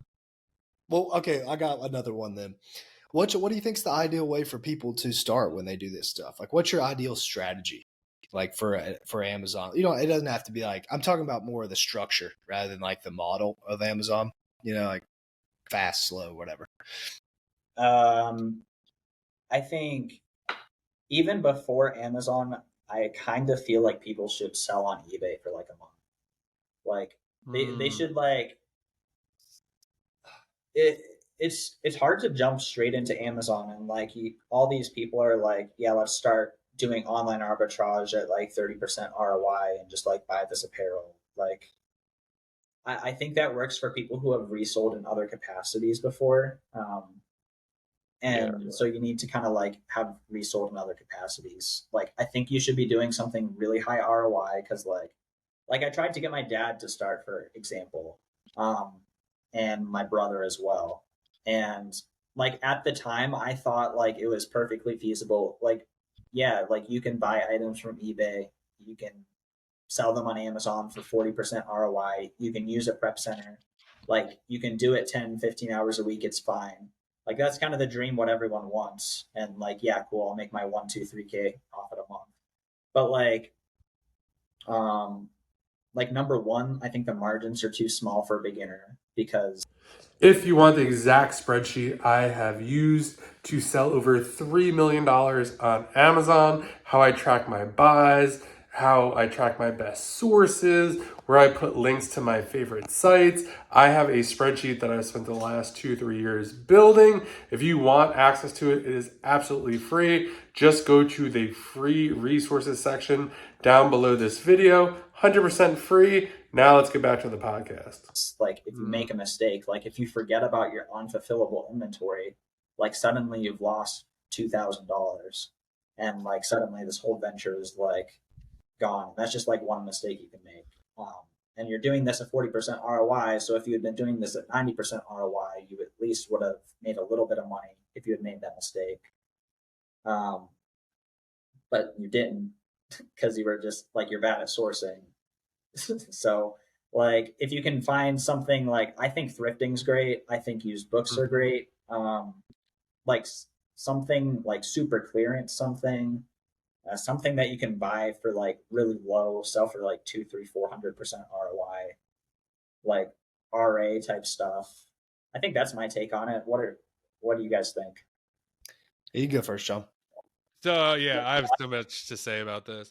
I really like that take. I always because when you said that exactly, like a lot of people that just go into Amazon and do the apparel thing OA, they were flipping sneakers on, I don't even know the apps, or eBay, or they're getting the hot drops and whatever. And I think for me, I started doing Facebook Marketplace. I always recommend kind of starting locally. eBay is good too, just because like if you don't get this crazy rush of adrenaline because you paid like $10 for this and sold it for 50, if you're like, oh, like I don't have to go meet Seth, like this is annoying, like this is not for you. Like I remember buying a set of chairs for $10, selling it for 40, like it was $30. That was like probably my favorite sale like ever reselling, and I've made much more money than that. I was like, this is amazing. Like I need to get more chairs, or I need to get more this or more, and it was just like got me going. So like if you don't get that, you're like, like I'm tired of like messaging people on Facebook. Like I feel like if you don't get like hooked like that, you're not gonna get hooked on Amazon. And like trying to do it locally, or even just stuff in your house, like just look at your house and be like, oh, I don't want this anymore, list it on Facebook. And if you're not like, oh wow, like that was crazy, like I can't believe someone paid me like $50 for this like old iPhone that doesn't even work, like I need to figure some more stuff out, then Amazon won't be for you. I think a lot of people see like the dream of Amazon, but to kind of get it set up and get the softwares, like I would say like you'd want to know if reselling is for you before you kind of went that route. So I would agree with you.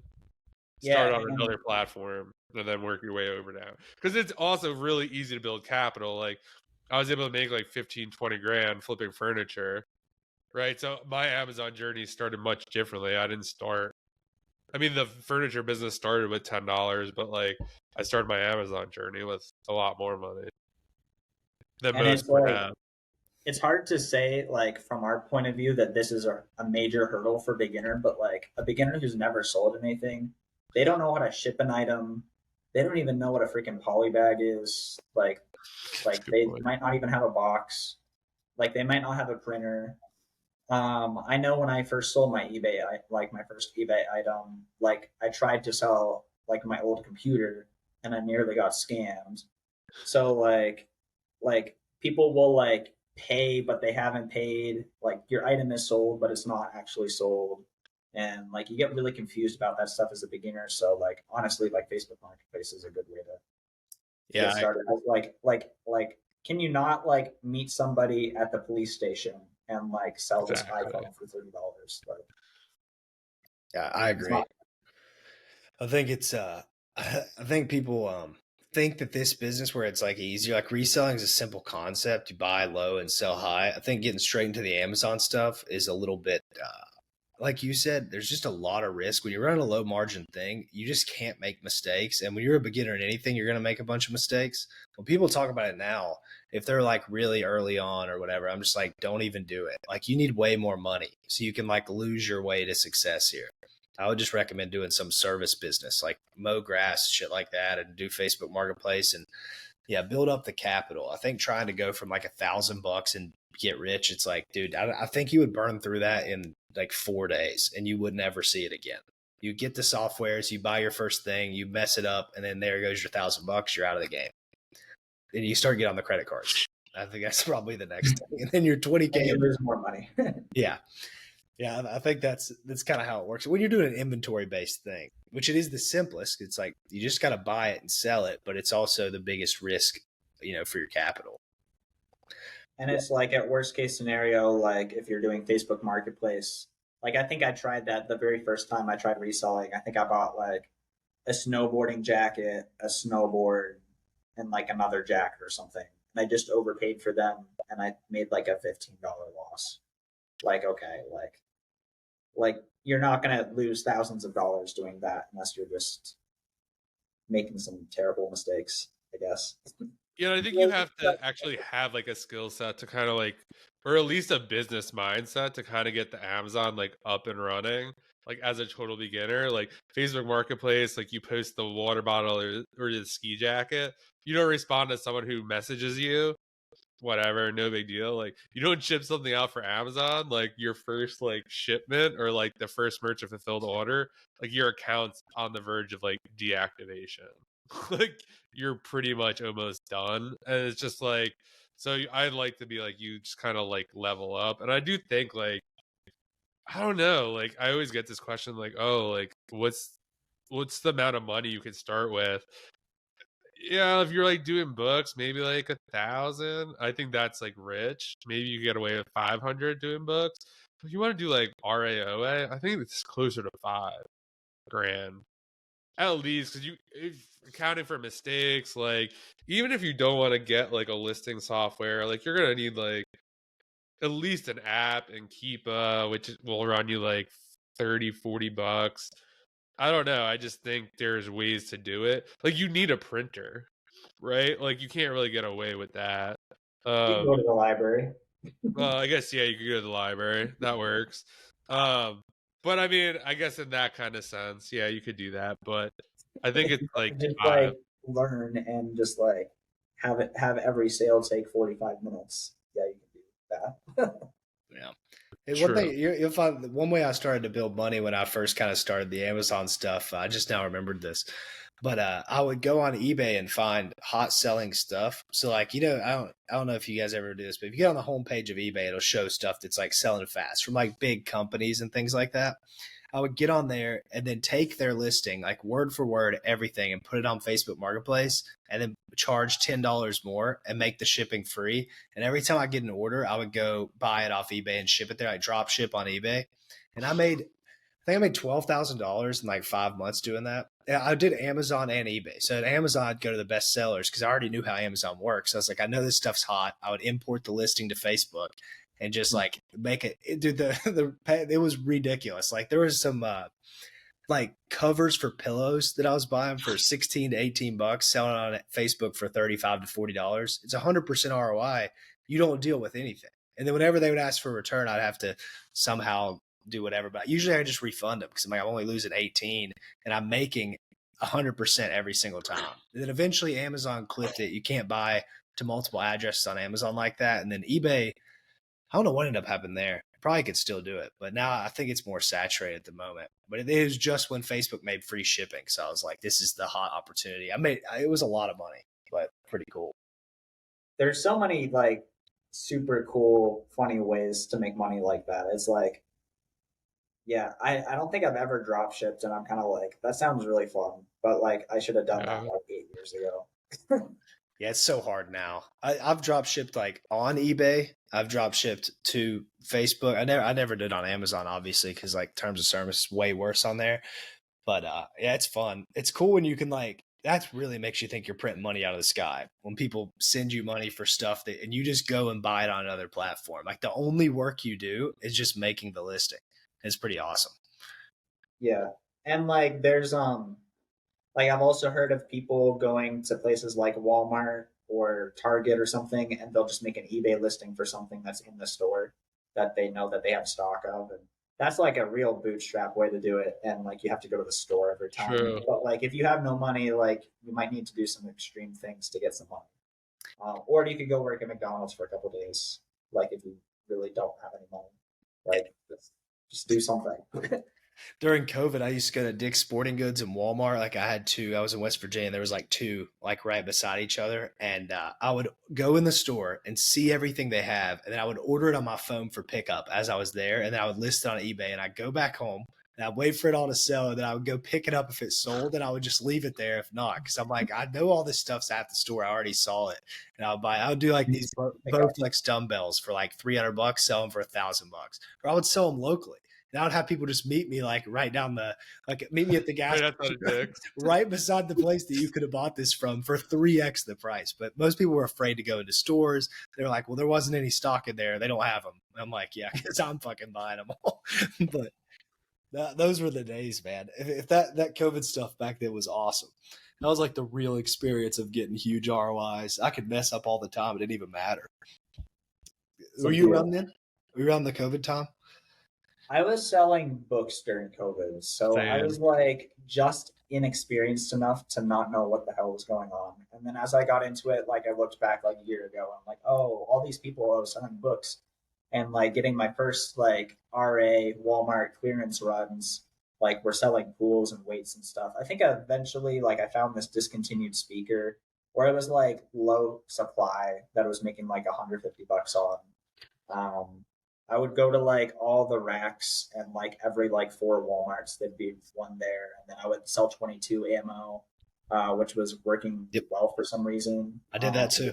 Yeah, you did some of that too. Mm-hmm. Yeah, it was like the Crossman stuff. Like, yeah, it was pretty good. Yeah, there was one listing that was like 300 rank in like sports and outdoors. They were like hazmat or something, but like figured out how to ship them, and they would sell as soon as they checked in, and could never get enough of them. Yeah, it was. I think another thing we were talking about people starting out. I think nowadays it's a lot harder to find that stuff. Like you were talking about the influencer program. It's like I didn't see proof of concept there, so I'm just like not gonna do it. Like it's hard to see like that. I feel like these days that's kind of how the reselling stuff is. Like I'm sure there's hot products like all the time, but depending on the time you got started, like it was really easy for me to be like, I'm doing this for the rest of my life. When I would make $800 on a dumbbell or something like that. Like my proof of concept was like, this is insane. It obviously can work on a bigger scale.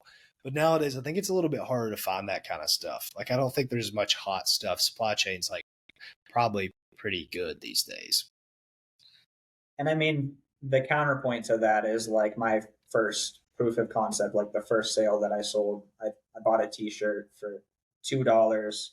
I sold it for $7.37. And after fees and shipping at the time, I think I made $2.17. And I'm like, oh my gosh, I made my first money. Like I walked to the library and I printed my label.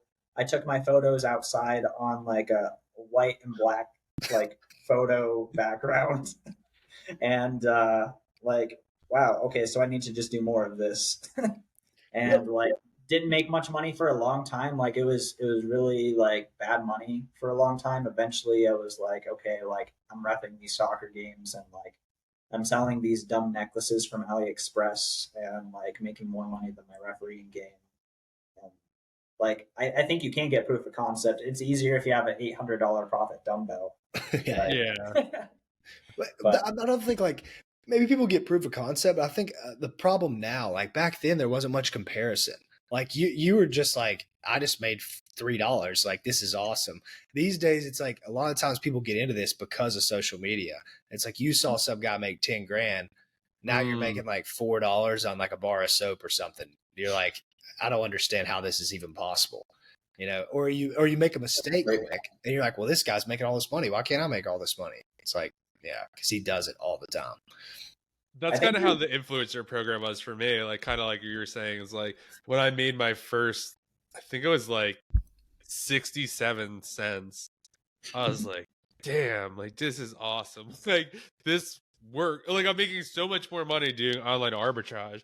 But I guess maybe like it's just where you're at in business. Like I like saw it as books, and like that's kind of how books were. I think I made like $1 on my first book, and then the first month it was like a couple $100. I was like, yeah, but like you're just making like these dumb little videos. Like there's something here, and then like things just start to click.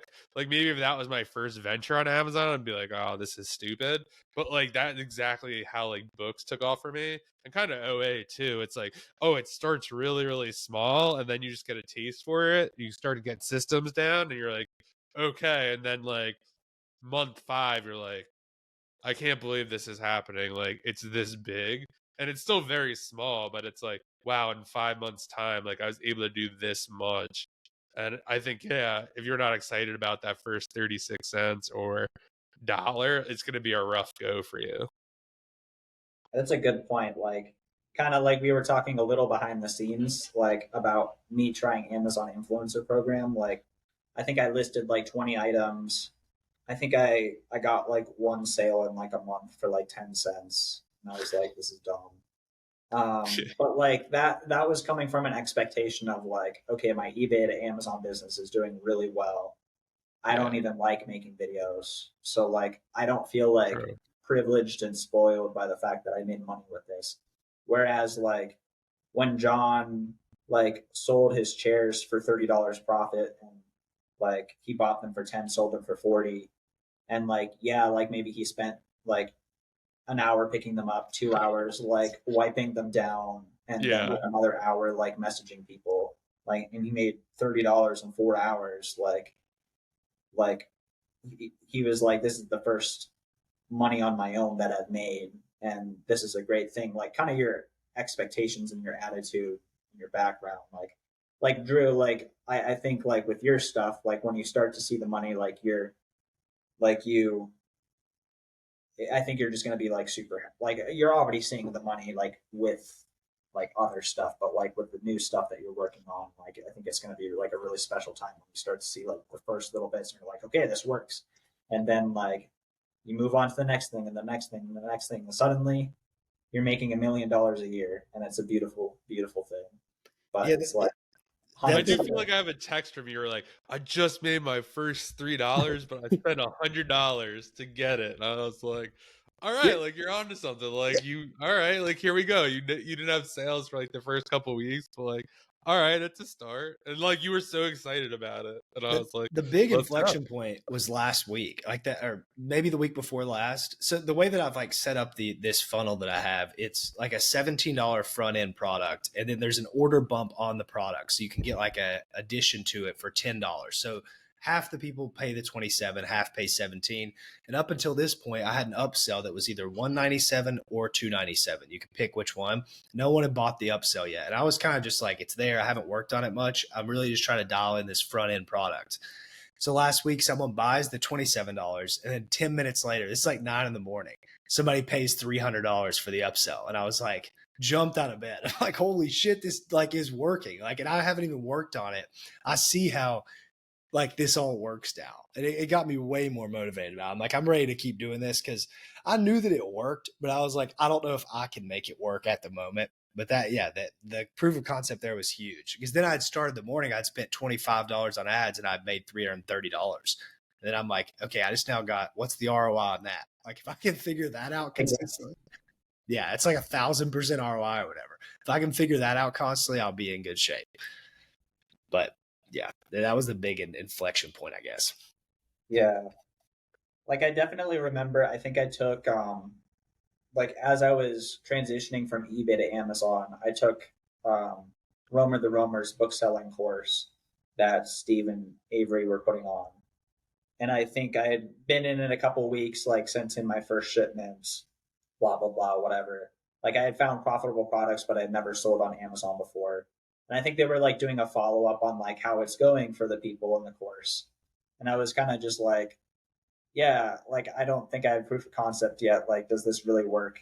Like some stupid like from our point of view, it's like, what the fuck? Of course it works. Like like you just sent in like $1,100 of potential profit in books. Like you'll make at least like $600. Like you're gonna make some money. But like little Seth from 2000 from 2020 just like has never sold a book before. Like he doesn't understand, like, does this actually work for him? Like, of course it works for him if you do the right things. Like, of course it works, but like it doesn't feel the same way, or like you don't believe it until you've actually done it yourself. Did you have a job before? Like how old are you? I'm 30 or 31. I just turned 31.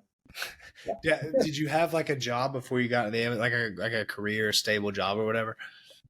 No, I went from college and then I was getting my master's in counseling, and then right before I was about to finish, I dropped out to resell. So Really? never. Wow. Cool. Yeah. So you Yeah, never have had. you guys? What is it? Have you guys? John did it, right?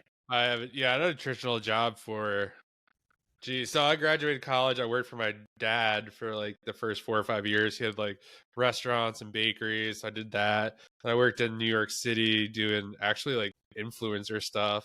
Like that was, so long ago. We used to do like, we'd work with like huge brands like Coca-Cola, Febreze, and like kind of, we had this like female influencer network, and we would like kind of get like the holiday Febreze. They would get it. They'd make like content about it and post it on blogs. Like that was the thing, like blogs. Like Instagram wasn't really a thing. Twitter was kind of around. Facebook was like but like that was the main driver. They posted on blogs, and then we'd collect all the blogs. And then I worked for like a PR firm, and then I worked for like I was a copywriter for about 3 or 4 years at an insurance magazine. And then I started reselling, or the furniture. I started doing the furniture part time once kind of Gary Vee did like the flip challenge. And yeah, after that first year, I was hooked. And then started selling books after seeing a Reezy video, and then kind of did that. Yeah, I kind of wish it was around. Like, I think Amazon might have been around like when I was in college, but probably infancy. Like, and there really was no social media. So I feel like now it's easy to like get it because you'll get hit by an ad or something. I'm sure if you type into Google like how to make money, side hustle or something, like you're gonna get hit by a bunch of ads on social, It probably for is super selling on confusing. Amazon or You always something. get hit with private label stuff, and then like you see Yeah, like 5 private label videos, and then you're like, man, I have to sell on Amazon. I have to like buy products from China and like do marketing and like all this, and then you see an online arbitrage right here, and you're really confused. The last job I worked was TJ Maxx 2019. I worked 14 hours a week part time in college during the summer. I got this job. This is kind of funny. So I'd worked at Payless originally because my like dream when I was in college and younger was to own a shoe company, like a massive shoe company. I was like really into shoes.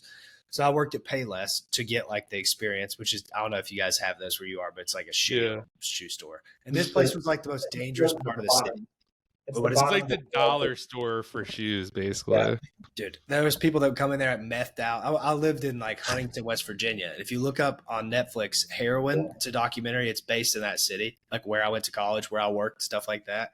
So there would be like these meth heads and heroin heads that would just come in, like lay down in the store, and I'm like, what am I doing here? I was making $7.25 or whatever, but I was trying to just learn about shoes. And then the next year, I went to TJ Maxx because my friend said it's easy, man. We just stock shelves. I got in there and they're like, hey, you're a good talker and stuff. You should be at the cash register. So it was me and like 10 girls at the cash register at TJ Maxx. And it was just flooded, man. It was like constant stream of people all the time. But and then after I experienced those, I'm never working a job. But I was trying to after college, trying to get one, couldn't get it. And then luckily the COVID thing happened and I just went straight to reselling. Yeah, jobs. Like I think because I was in school for all of that time, I would have like a Chick-fil-A job or like a summer camp job or like refereeing soccer job.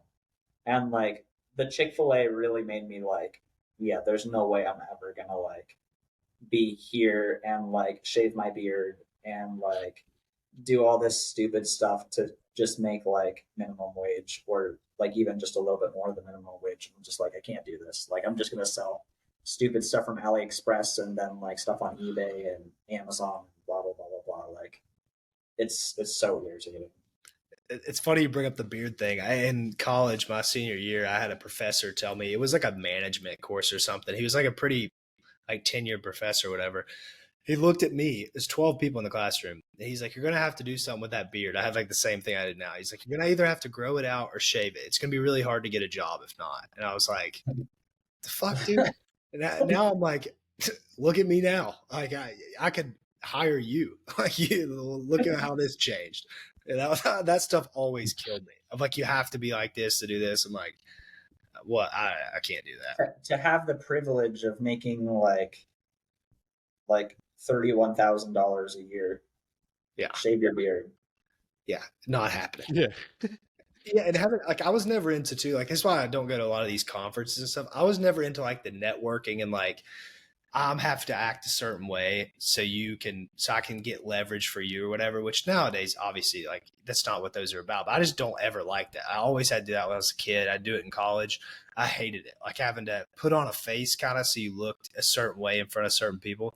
Could not stand that stuff, dude. That's like all the corporate world is like how much ass can you kiss until you make 90 grand a year. It's like, dude, not happening. Pretty much. Yeah. That's pretty much how You're it like is. you're pretty low in agreeability in One, the big five personality, like agreeabilityness, or how do you even say that? What is that? I'm a one.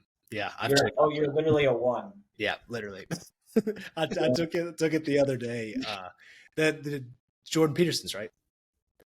Um, I didn't take it from Jordan Peterson, but I just took it from other stuff because I was getting my master's in counseling and like that was part of what we studied. I think I was like a 20, like just pretty low, not a one, but Yeah, it was a one. That's my friend is. yeah. Wait, what is it? Go ahead. I was gonna ask John what if he's taken that. Have you taken that, John? I haven't. I actually kind of want to do that. I'm going to take one.